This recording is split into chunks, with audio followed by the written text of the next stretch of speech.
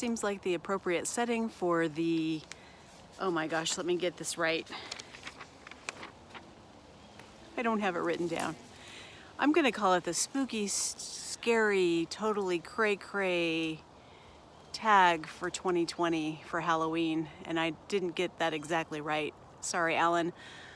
I am Sonia, and I'm doing the tag today. It was created by Big Hard Books and Classics, Alan, and I saw Brian's iteration of this tag this morning, and I thought it would be fun to just go ahead and do a very quick shooting from outside before it's too late tag 20. What is a scary book that reminds you of 2020? So for this tag, I'm choosing the answer of Leave the World Behind by Rumaan Alam. That's a book that actually came out this year, and it's about kind of an end of the world scenario where two couples and one of the couple's children are all holed up together in a little tourist town on Long Island somewhere, and they don't know anything about what's happening in the world, but they know something terrible is happening. It's scary because, of course, not knowing is worse than knowing, I think. And maybe we can relate to that as we wait for the results of the election in 2 weeks. 2 weeks from today, as a matter of fact. So the second prompt is, what is a book you will commit to reading in 2021 that is scary? And so I choose We Have Always Lived in the Castle by Shirley Jackson. I read The Haunting of Hill House a couple of Halloweens ago, or probably more than a couple at this point, and I thought it was scary.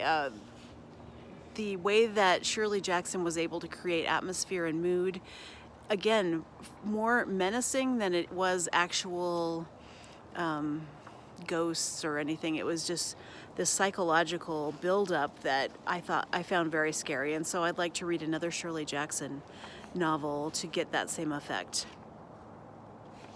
Name a spooky author you are scared to read. I choose Joe Hill for this prompt. He is Stephen King's son.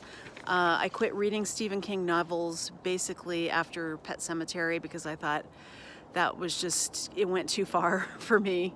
That was as far as my horror tolerance would go, and I think Joe Hill books are pretty scary, so that's the answer I have for prompt number 3.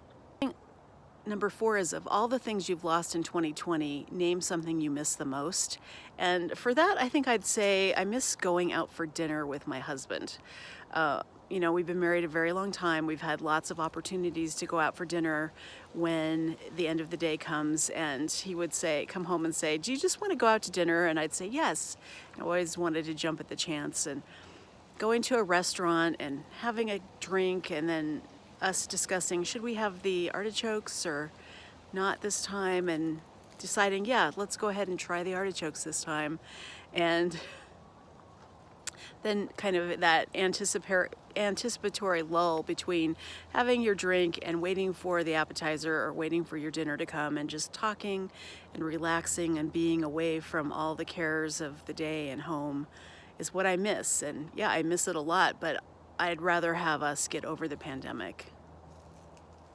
And the final prompt is, how do you plan to forge ahead in 2021? And I think my plan is probably about the same as everyone else's plan. You just have to keep going. You have to wake up in the morning and figure out what you're going to do with the day, how we're going to get through it, what's the best you can do, and maybe that's not always the best, but that's my plan, is to keep reading, keep connecting with family, with friends, with people I know from online, and hoping that better days are around the corner.